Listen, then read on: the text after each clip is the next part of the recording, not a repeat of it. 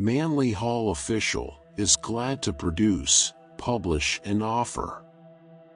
Power and dominance. One of the most difficult things in the world is to possess power without exerting it over another. Apparently the proof of power lies in domination, but this is not so. The true proof of power is the control of self. All other things are comparatively unimportant. In the present European tangle, many things express themselves, and this problem along with others. Mercy and consideration ennobles the victor of every fight, while those who grind down victims show themselves of 10 less than the individuals they oppose. Generosity is the privilege of the strong, it is also their opportunity. When they fail to make the most of this opportunity, they fail to prove victors in the battle. There is no glory in spite, no reward in revenge. Many of the nations involved in the late European war who would have come out of it loved and revered for their noble gallantry sacrificed that reverence and forfeited the esteem of the world when they proved that they were generous victors and gallant, thoughtful overlords. Holy water. In the ancient tabernacle of the Hebrews was outlined the way of initiation, and in the courtyard before the temple gate was the laver of purification, a great bronze bowl in which the priests performed their absolutions before entering the holy place. There's positively no sarcasm intended, but we just want to remind some people of the exact position of that bowl as it stands before the temple steps, a yawning menace to the poise of many of our students of the mystical. The old age was that cleanliness is next to godliness, therefore it seems that the mystery of that mighty laver must become a part of the esoteric instructions to students. It is possible to overbathe, but it is not commonly done except by fanatical individuals. All things can be carried to an extreme, but there are two kinds of baths man must find a way to take. He must be initiated by fire and water. He must learn the value of the sun bath, which is his physical initiation of fire, and the old family tub bath fashioned after the laver of purification. If you're enjoying this video and finding value in the content, we kindly ask you to take a moment to subscribe to the channel. A large portion of our listeners and viewers haven't subscribed yet, and by doing so, you'll help us grow and continue bringing you more high-quality audiobooks. Your support means a lot to us, and it's just one click away. So, go ahead and hit that subscribe button to stay connected and never miss out on our latest releases. Religious Clean UPS. Every so often we hear of the churches and religious organizations launching a campaign against dance halls, theaters, picture shows and various similar things. While there is no doubt that there is a certain class of improper amusement, we beg to call the attention of the religious people to a truth much more fundamental than the one they are seeking to emphasize. It is basically this, that the morale of a nation depends upon the finer spiritual truths which should be implanted by the religious organizations of the world. If the drives which ecclesiastical orders are launching upon the world were turned right back into the church, they would do a great deal more good. Some of the worst of those whom they attack are shrouded with serenity and protected by the enfolding arms of religion. While the religious organizations are fussing and stewing among themselves as to who is greatest, splitting up over trivials, and etc., they are forcing people out of the church. Many of those whom they now brand as lost souls were forced into their present position by the heartlessness of religion and the injustice of creedal theology, which preaches forgiveness and compassion but shows none of it to the sinners of the world. The first cleanup which theology should advocate should begin with the washing of the inside of the cup, for while religion dickers and bargains, plays favoritism to some and condemns many, it can never meet the crying need of a world in spiritual pain. The Church has no right to condemn vices in others while its own heart is full of vipers and thieves who prey upon the Sabbath and go out robbing the widows and the fatherless on Monday morning. The Dance of the Devis. According to a legend that is as old as the rock-hewn temples of the Himalayas, there is far up on the side of Mount Everest a cave hollowed out of the solid rock of the mountain. Its pillars and columns are of living stones, their surfaces chiseled into wondrous flowers and arabesques. This ancient temple is a mystic maze of passageways twisting in and out from unknown depths back again into eternity. None ever seem to know how old this temple is, but it was called the Shrine of the Devis. The average mortal never learns of its existence, and even the devout Hindu may search his life through and never learn of its existence.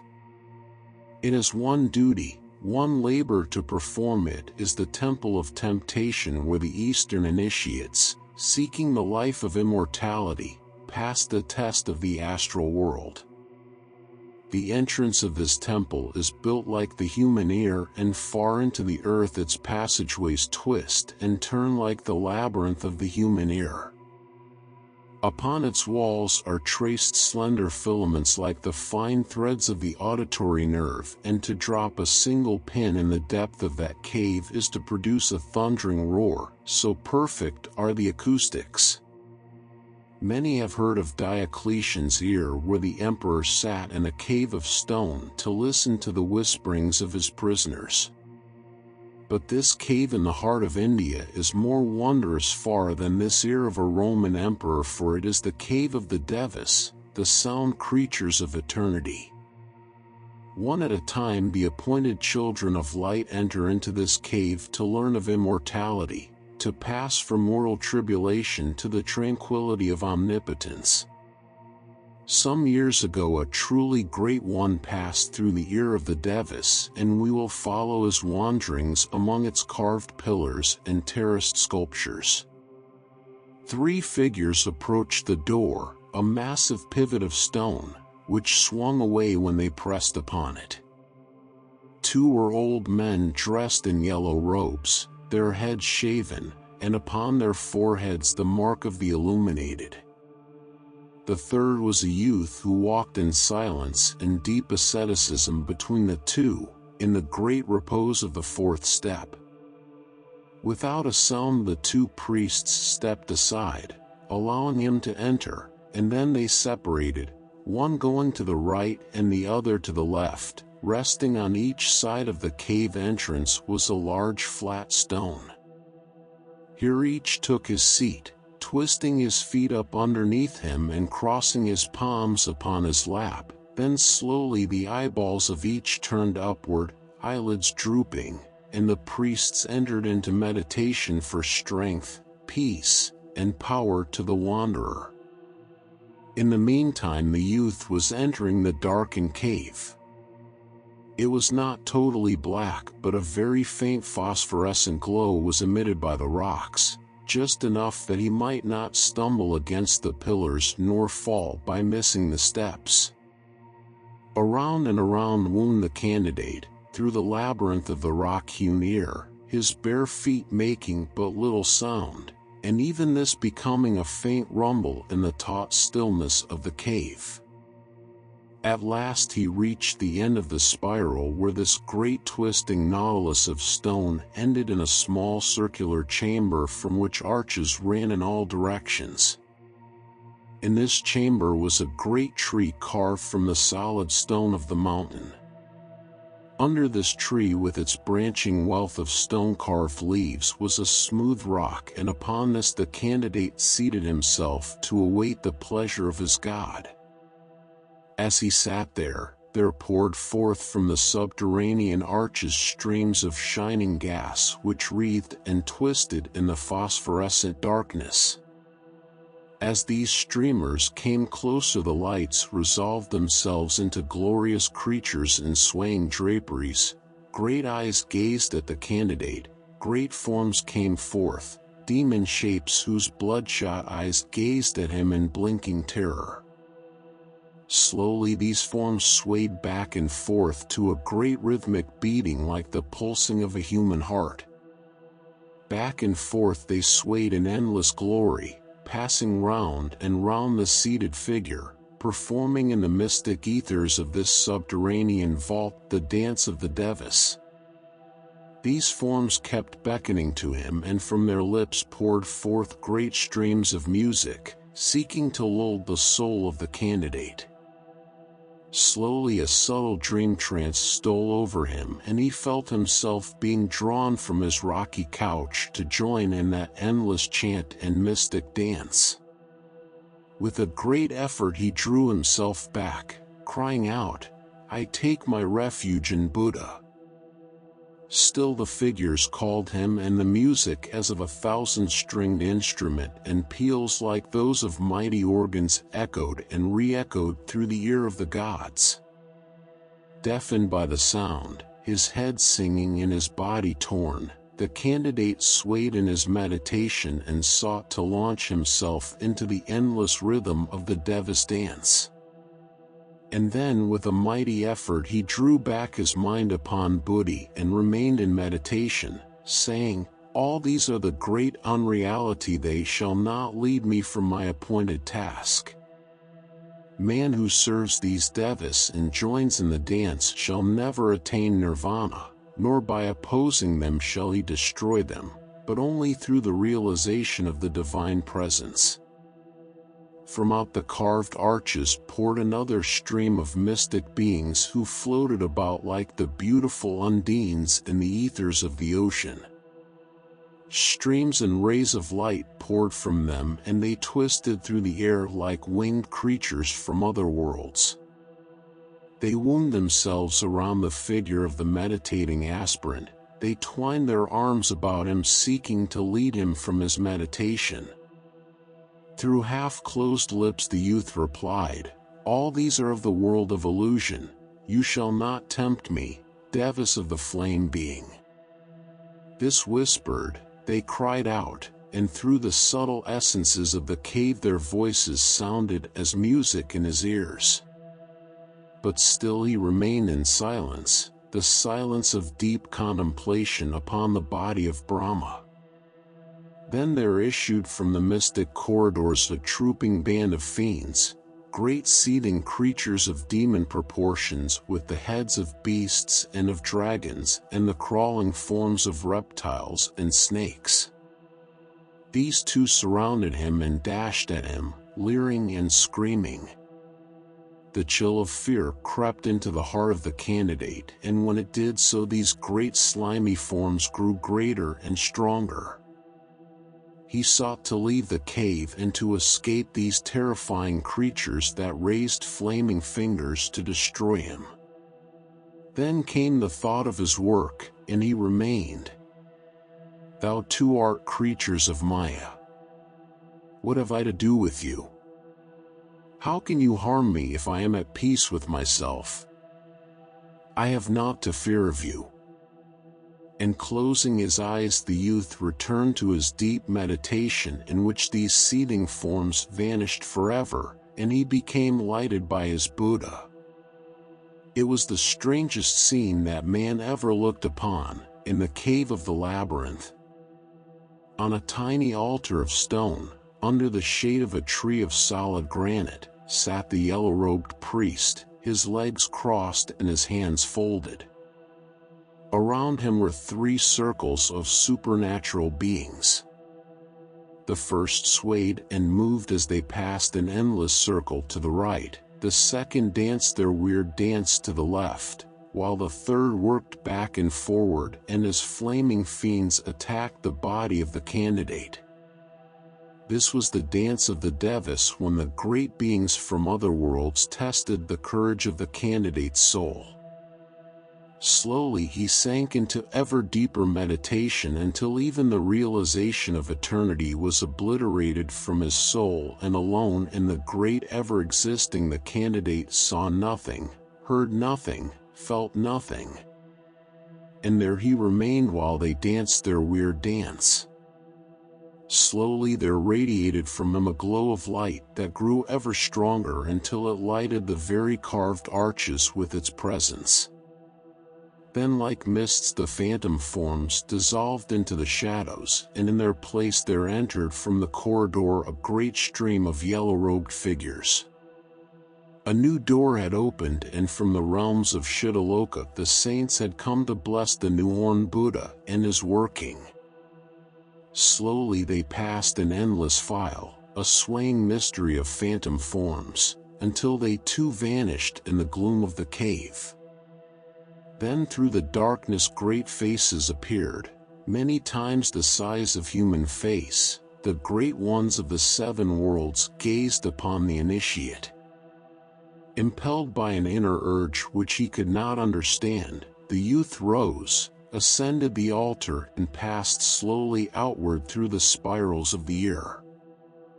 At the gate sat the two priests, still in meditation.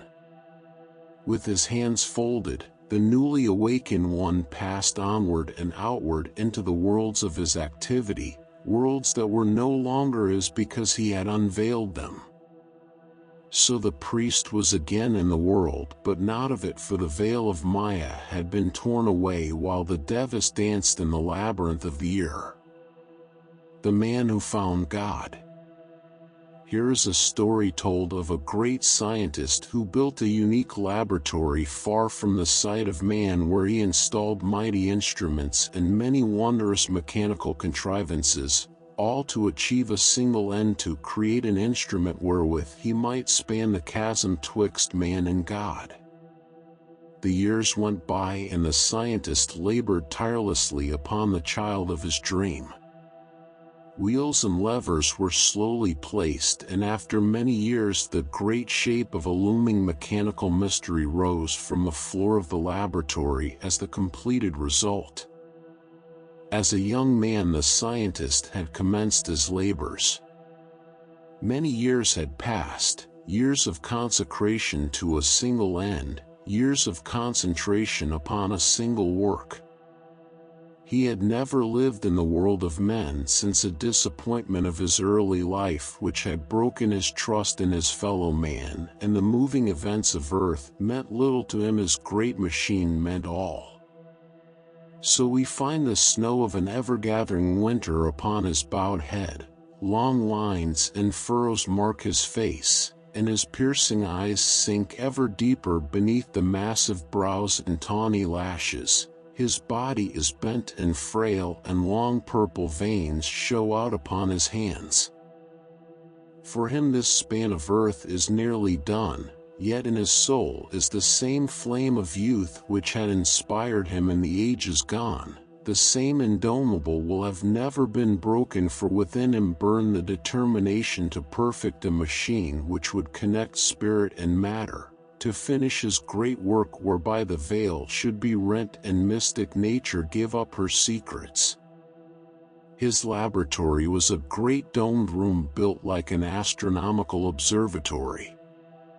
In the ceiling were a number of trap doors, while the entire room revolved by pulleys, counterweight and bearing. He had but to press a button and the floor rose some dozen feet, carrying with it the great machine. He need but pull a lever and countless windows in the door opened at prismatic angles, casting gleams of light upon the almost shapeless mass of wheels. He had but to turn a knob upon the wall and the great machine itself swayed back and forth to any angle, balanced upon gigantic steel rockers.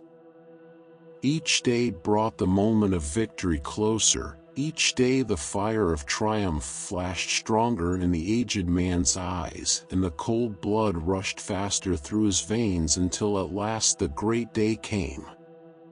The last wheel was in place, the final bearing was tested, and the great machine stood a mammoth dream of a man who gives his all to learn that which he knows not. The great scientist sent into the world of men and drew around him the mightiest minds of the time, that they might gather in the vaulted room to see and hear the marvel of a life's labor.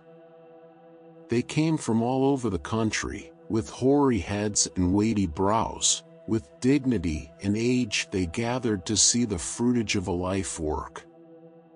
12 in all there were, great astronomers, great physicists, masters of logic and philosophy. They gathered from their several ways at the foot of this mighty instrument. The time of the experiment was at midnight, and as the clock struck 12 they all gathered in the domed room with its levers and its wondrous mechanism. The old scientist came and, in his face the exultation of youth, told of the mystery he had conceived. When I open those great shutters in ceiling, each of the prismatic panes shall gather in the light of the stars, the light of the planets, of suns and moons. The intelligences that rule them shall be concentrated tonight upon these sensitized plates, built like the sense centers of the human organism.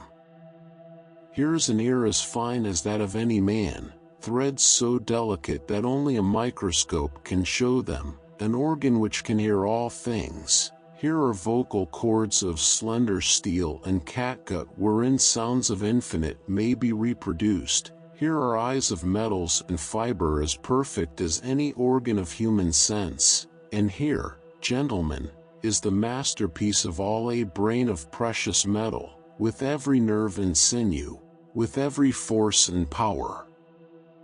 I have built a god, an oracle of matter which is capable of using the light brain of the infinite, one who shall speak to us, inspired by the rays of planets and the stars.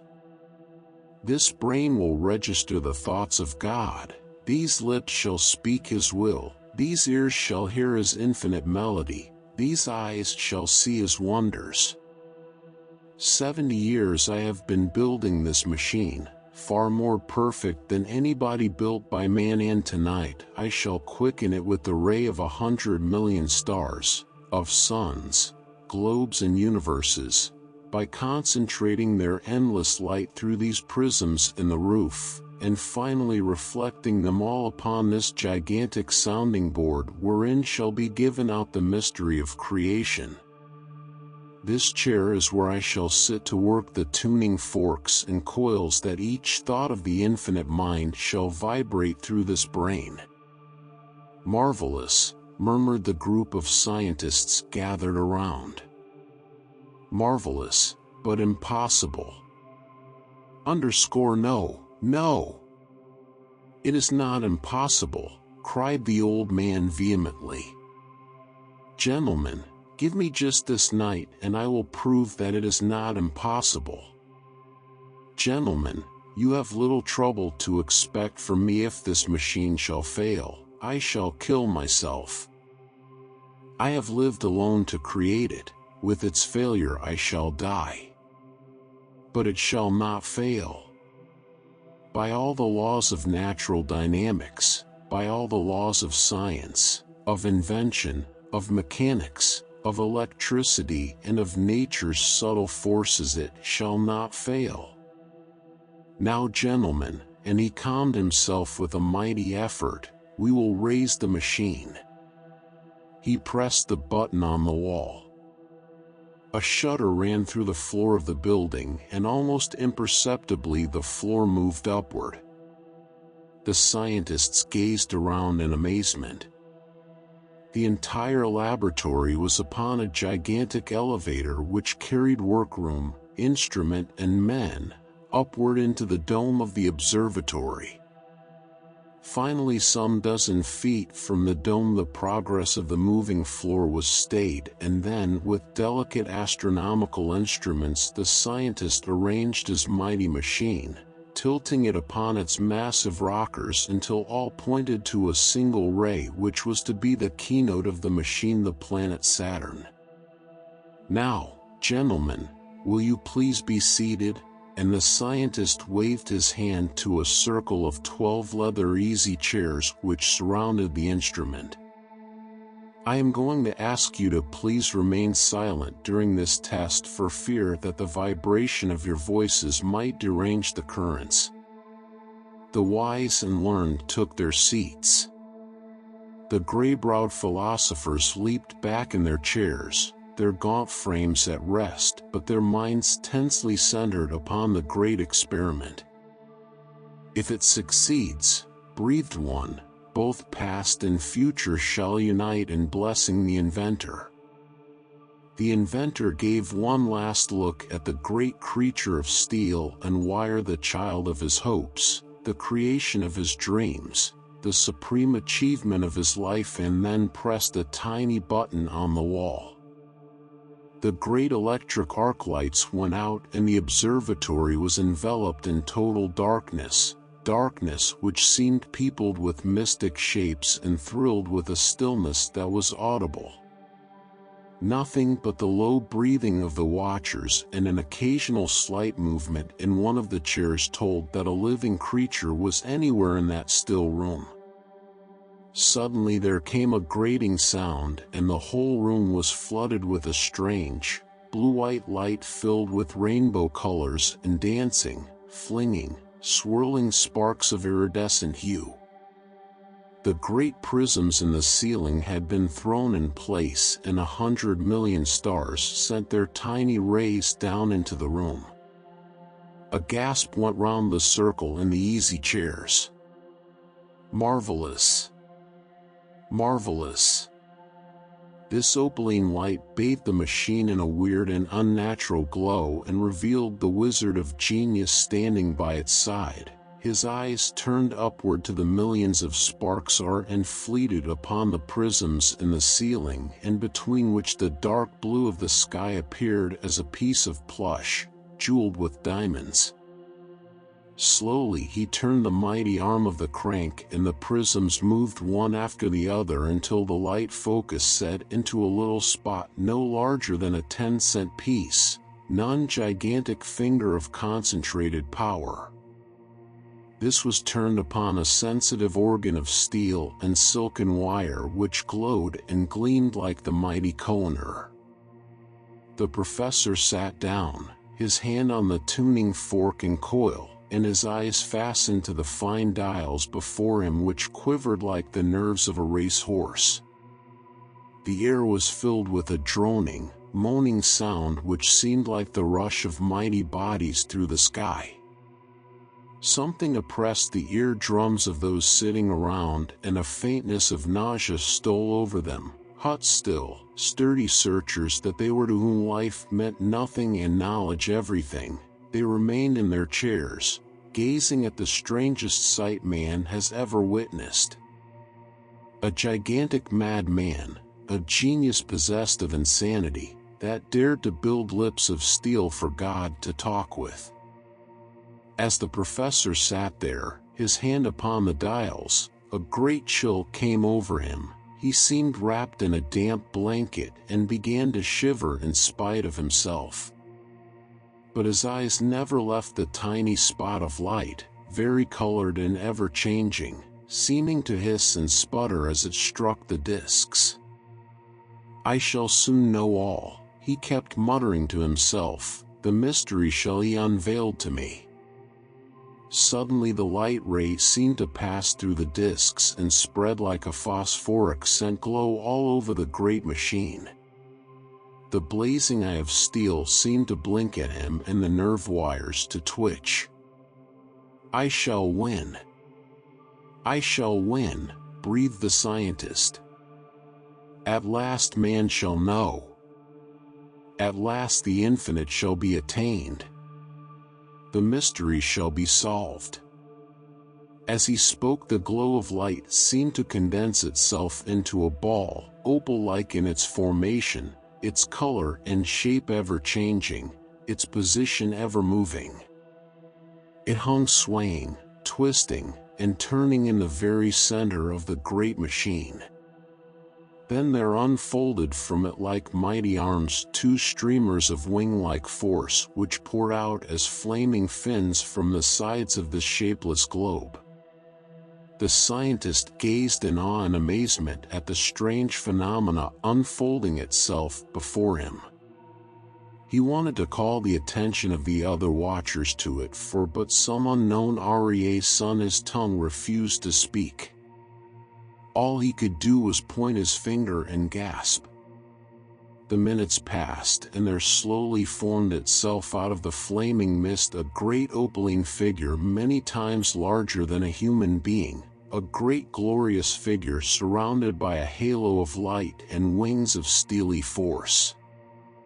Only the head seemed well defined and was formed out of the great ball. The robes and draperies streamed off into nothingness, while the fingers were hazy streams of flame pointing first in this way and in that.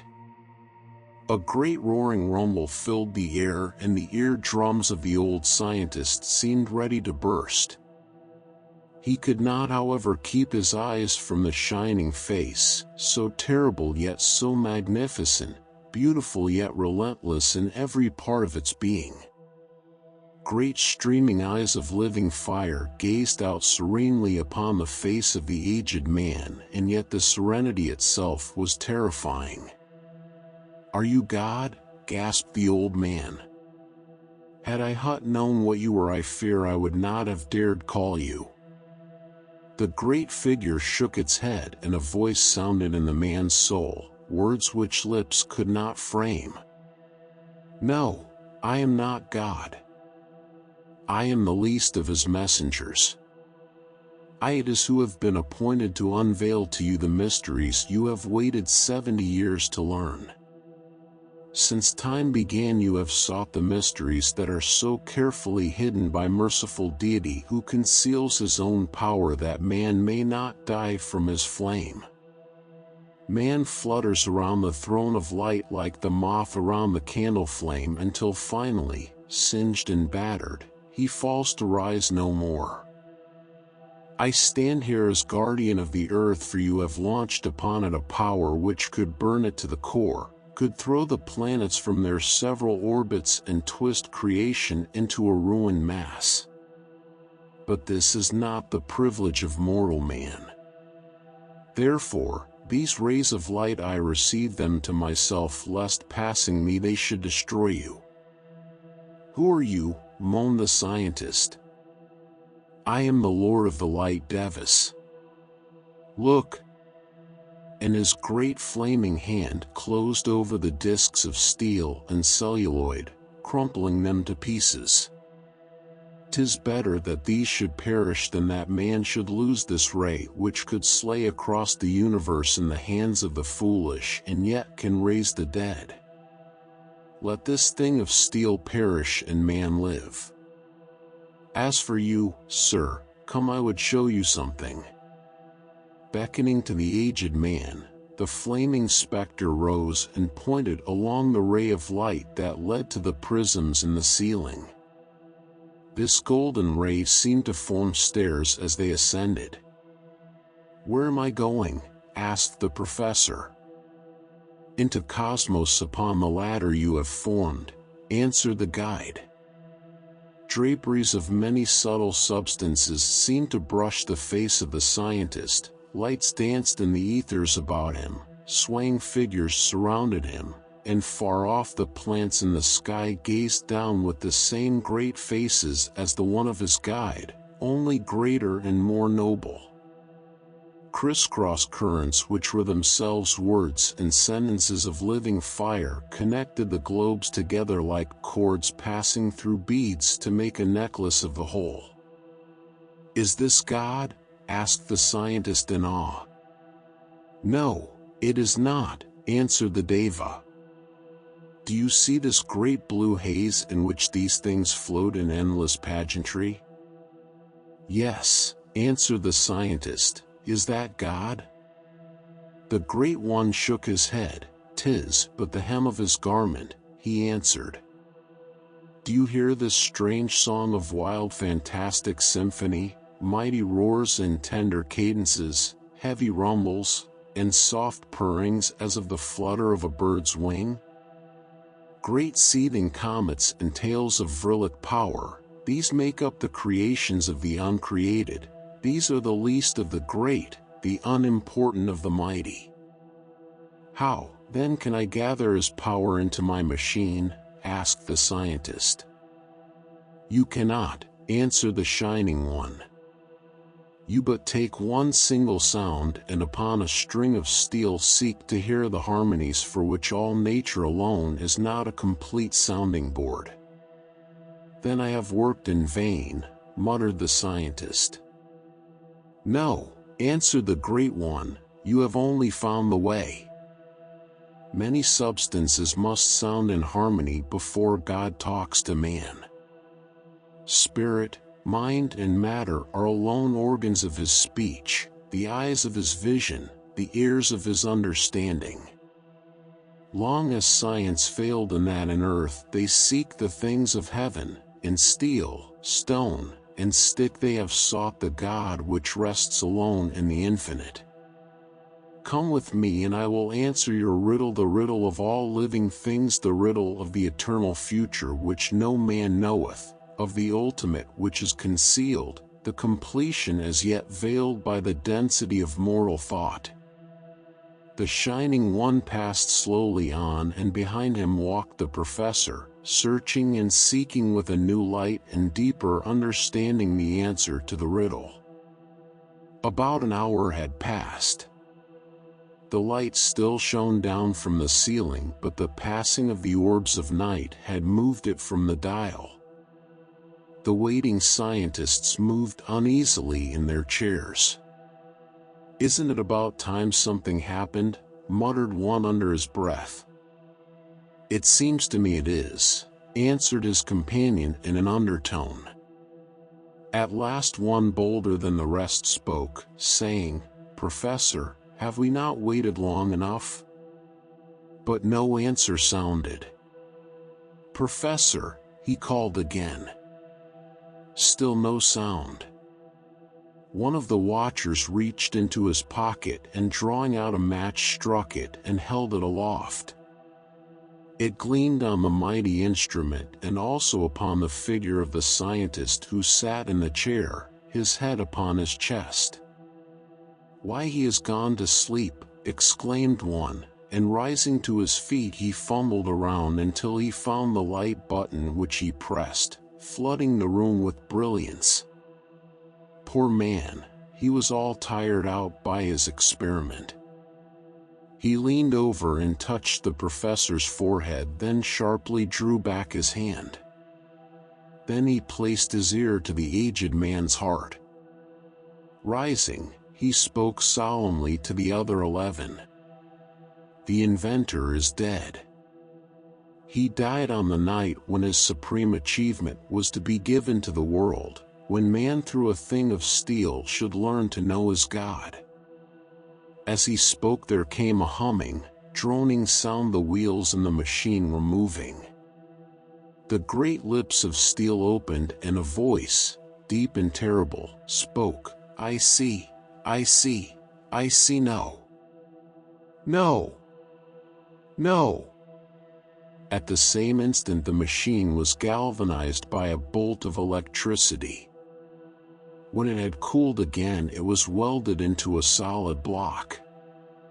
No wet L or piston could be moved. General Grump.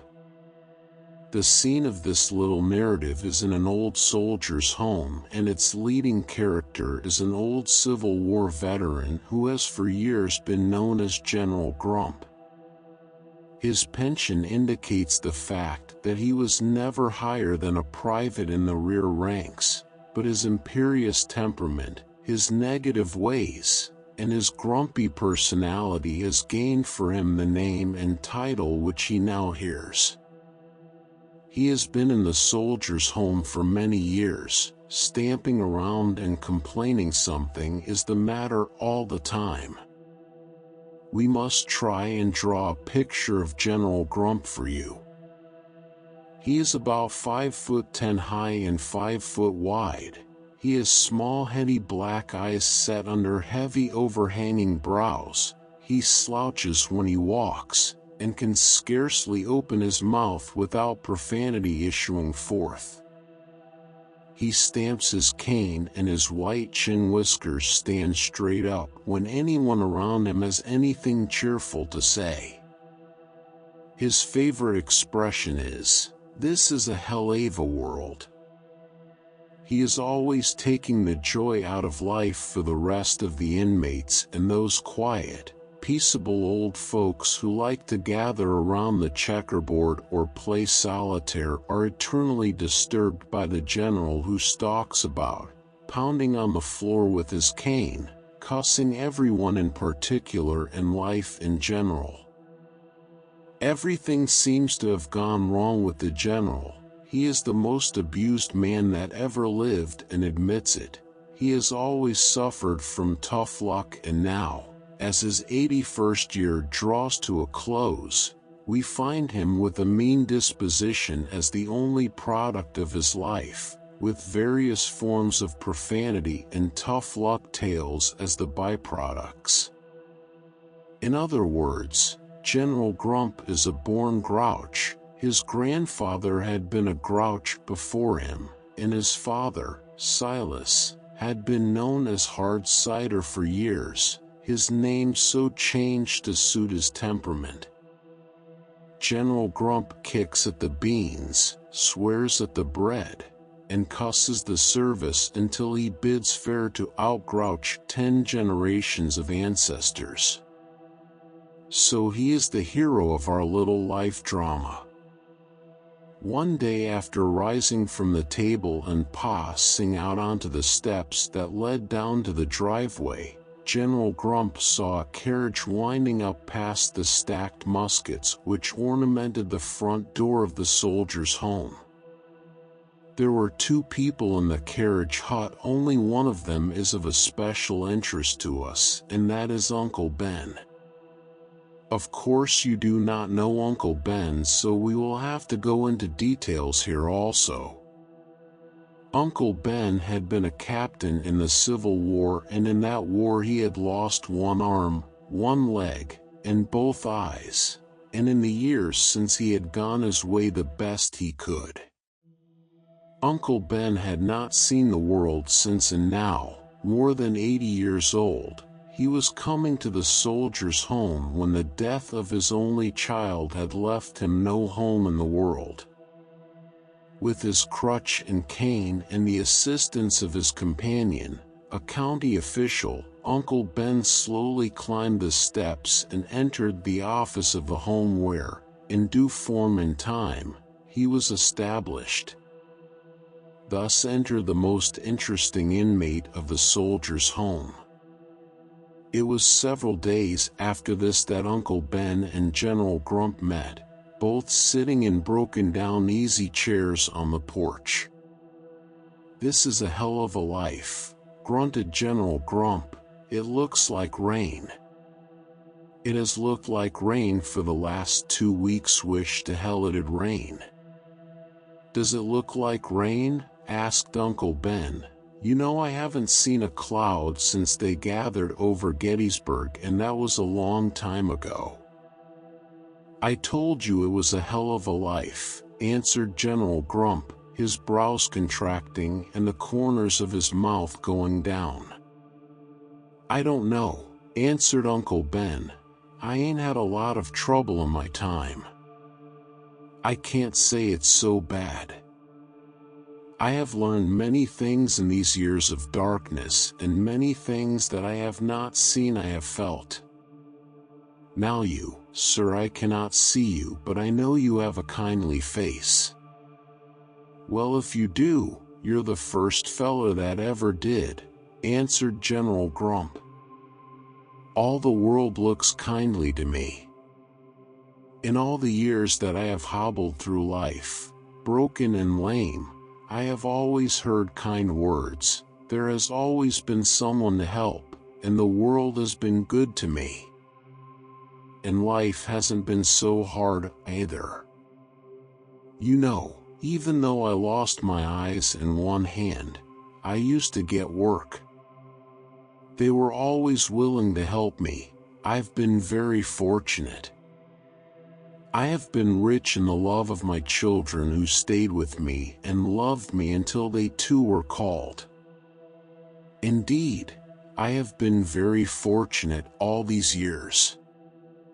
I haven't been fortunate, answered General Grump, treated me like hell. Are you blind too?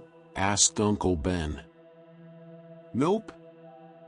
Then how fortunate you have been and how thankful you should be that you went through that great war. You have been able to see your loved ones. I could only know mine when I ran this hand over their faces. You should be very happy. Ah, hell! Did you lose your arms or legs? Nope. You were not injured, then? Hell, no. I wish they'd killed me.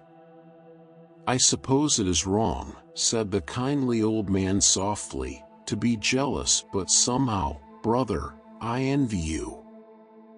You can see the world and I cannot. You can walk around and I cannot. You can work and I cannot.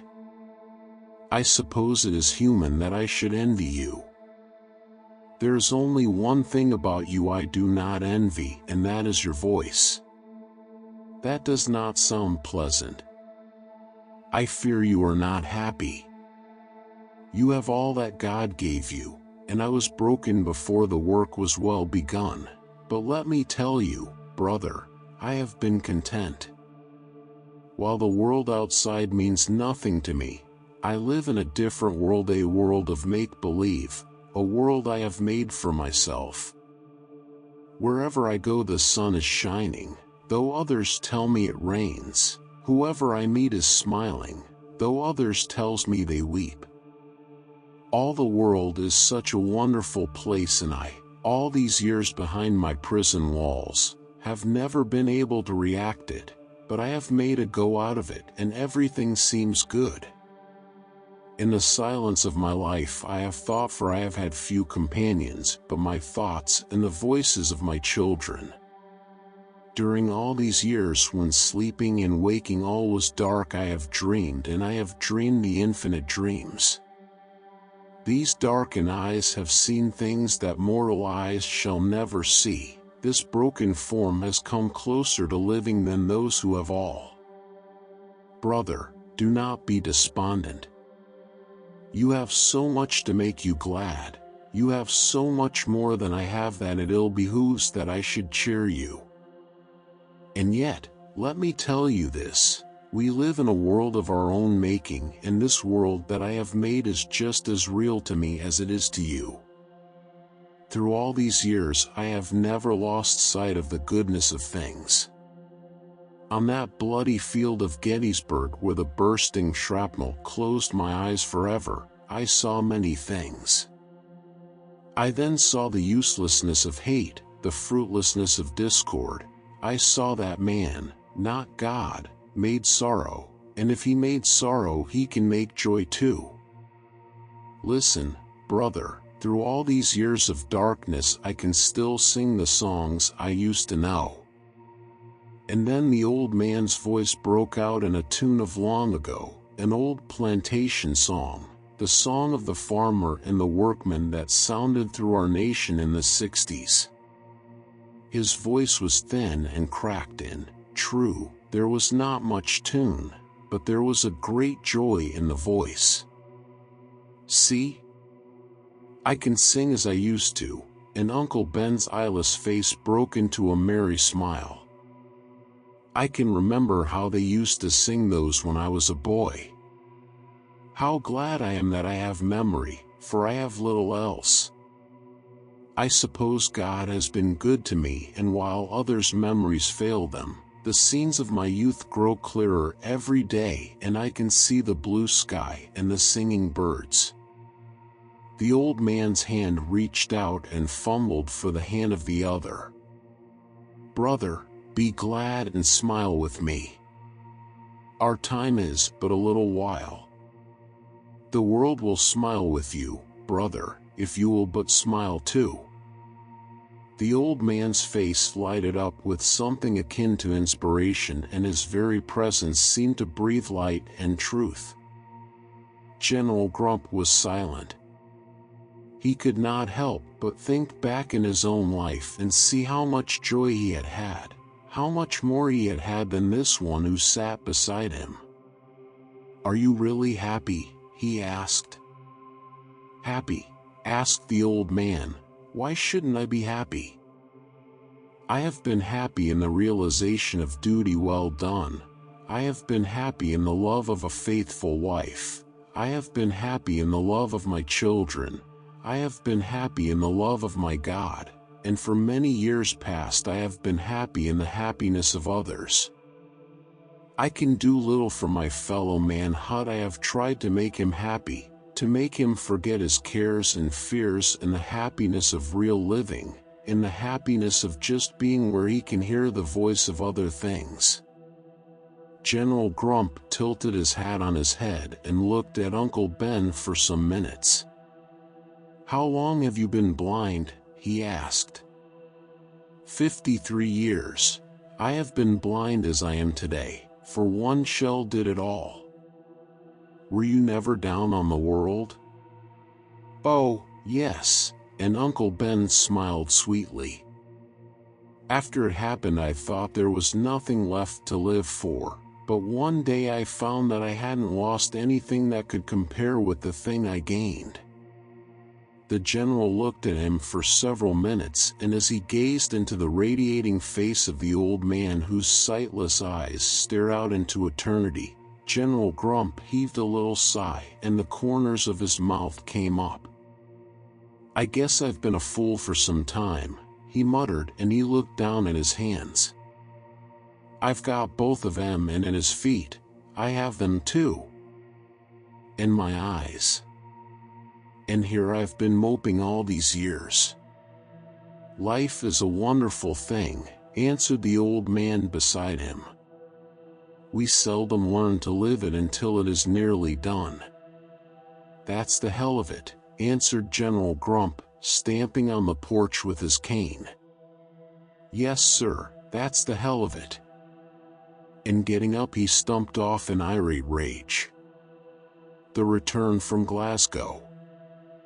3 days after my arrival in Glasgow, my work completed, though possibly not as satisfactorily as might have been desired, I boarded a night train to London. I was the only one in the compartment, and, as the efforts of the previous days had been heavily exhaustive, I perched my feet upon the seat across and sought to catch a few winks as the train roared through the night. Somehow I have never slept very well on trains, and this particular evening was no exception to the rule.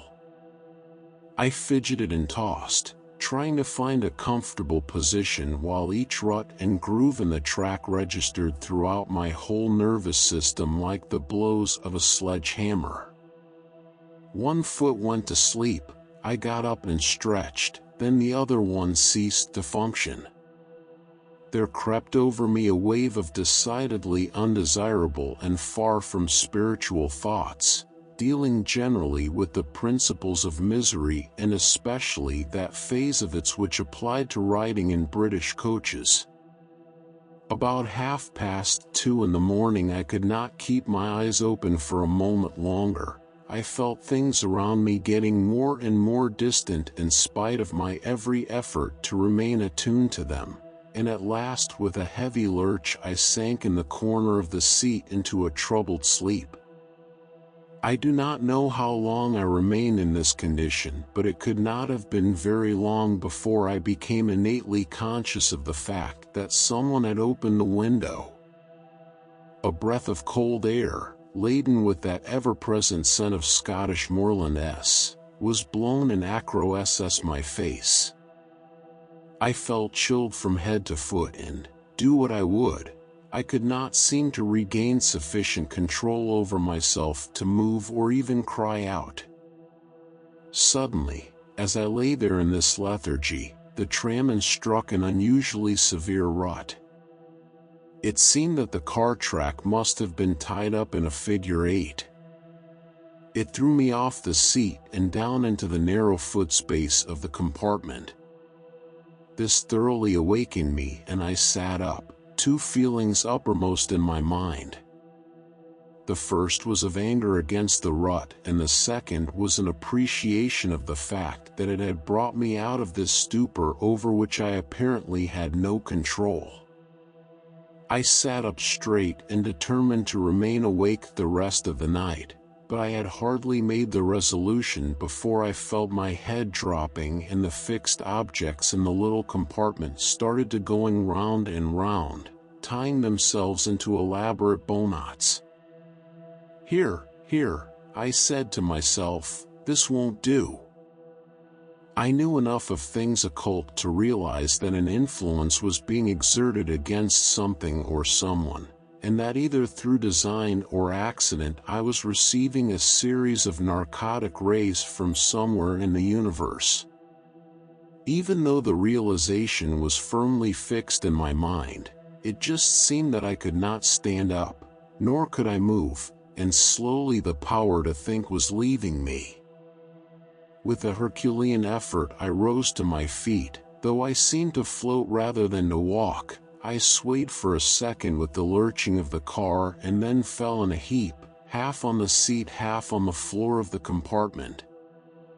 As I fell, darkness reached up around me, and the power of think or to even know that I existed slowly departed from me. Just when it seemed the last flickering light was dying out, a great flaming bubble burst around me, filling the entire environment with gleaming pink and crimson flashes, and at the same instant a voice spoke in my ear, "Pull yourself together, man." Then I was grabbed by the nape of the neck and yanked to my feet by a hand which I could not see because of the blurred condition of my senses. An arm braced me and held me for a second. The door of the compartment was opened, and I was hurled from the train out into the night. I struck a soft dirt embankment where, stunned and bruised, I rolled to the bottom and lay face downward in a thicket of branches. I remember faintly the flashing light, the streaming, flaming smoke of the locomotive and the rumble of the cars. Then all grew dark around me. When I came to myself, I was lying in the spare bedroom of a small English manor house, aching from head to foot and so dizzy that I could not look at any object without it spinning round and round like some gigantic pinwheel.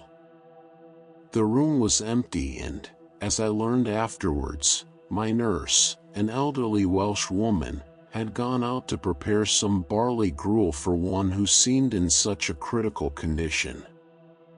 As I lay looking upward at pink and white baby roses on the wallpaper, trying to piece together the incidents of the previous day's experience, the well-known form of the aged Hindu adept appeared beside me. I recognized him, yet in some way he was changed. The long flowing gray robe which I so loved to see him wear had given place to a clean-cut modern military uniform. His head, so long graced by the turban with its streamer of silk, now carried a military helmet with a long horsehair plume down the back.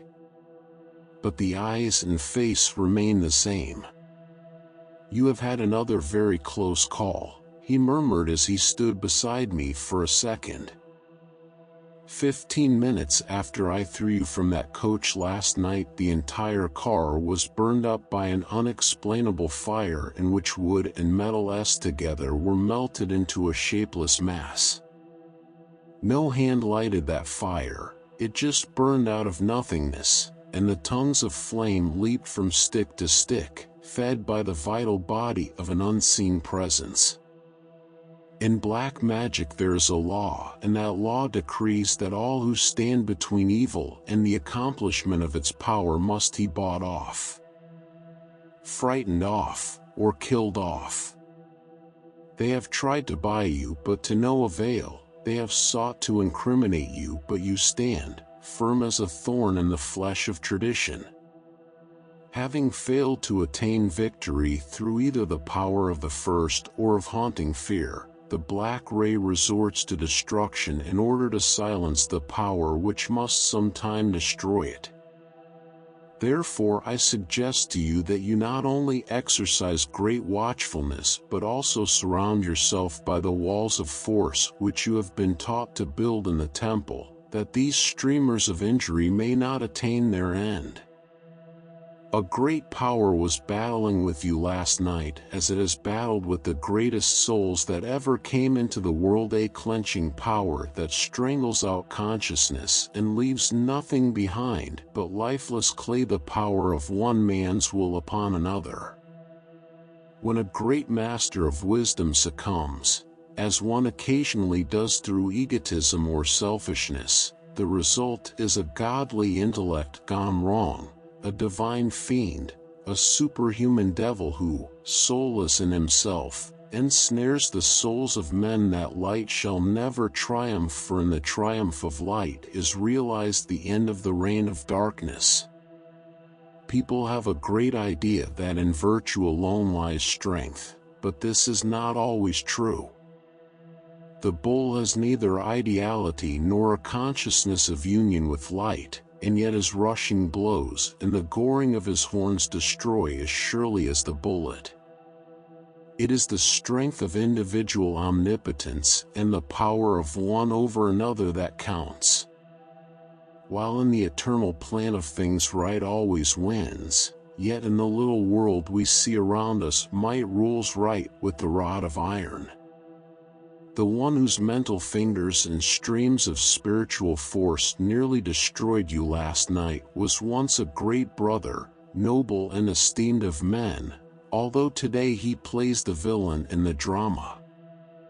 He is stronger than you are, even though his powers be evil and yours be good, and were it not that, being true, you are guided and guarded by the elder brothers, you could not stand for a moment against the power of this demented genius, for with the sheer strength of organic quality he could swamp you beyond any hope of retaliation.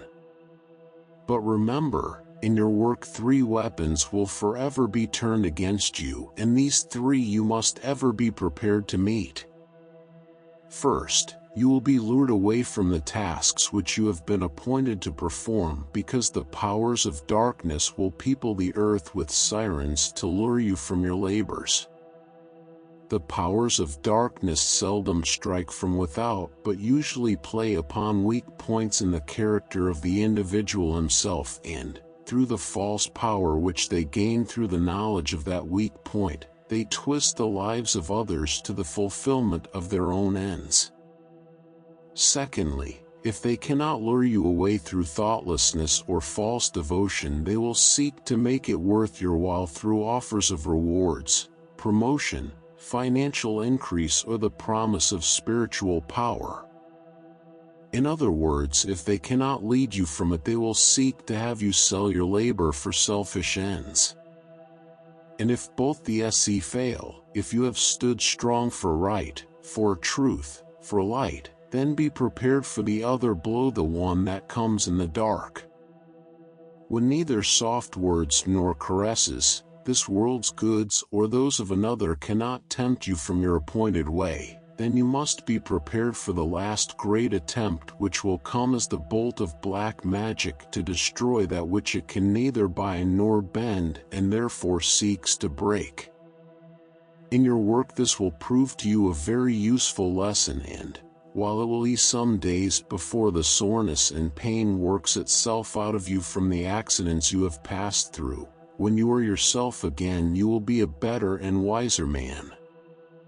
The initiate vanished through the checkered pink and white flowers of the wallpaper, leaving me to analyze and digest a great yet little understood reality in nature. That red beard was right when he said that nature's law is the survival of the fittest hut, that in the eternal plan of things each one seeks to become the one who is fit, and evolution is the fitting of oneself to be the fittest.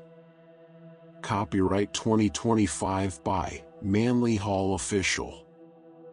Thank you for listening. Please consider to subscribe, like, and share to help the channel growth, new videos on a daily basis.